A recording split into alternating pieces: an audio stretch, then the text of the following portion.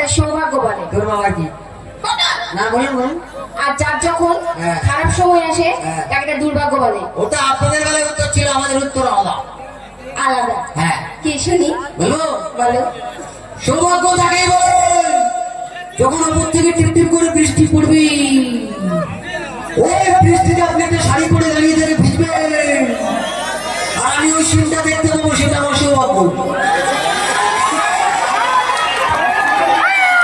আর ওইটা দেখতে দেখতে আমার আচ্ছা লাইনটা কে কে জানো? হ্যাঁ যা তোমরা আনন্দ করো, আমরা করতে পারি কেন, আমাদের এনার্জি আছে, মেয়েদের নেই। সাদা কালো চুড়ি দেওয়ার পরে তার সাথে তার পাশে বাড়িতে কি আজকে চচ্চড়ি রান্না হয়েছে নাকি ঘুগনি হয়েছে? এখন তুমি বলো, এখন তো ছেলে মেয়ে সমান সমান। কোথায় সমান সমান? কেন সমান সমান নয় তুমি বলো? কোন জায়গায় সমান সমান বলো? কেন সমান সমান নয় বলো? মেয়েরা শাড়ি কিনতে গেলে তার সাথে কি ফ্রি? কি ফ্রি? Blouse piece free. আমরা লুঙ্গি কিনতে গেলে আমাদের কি জানিয়ে ফ্রি নাকি?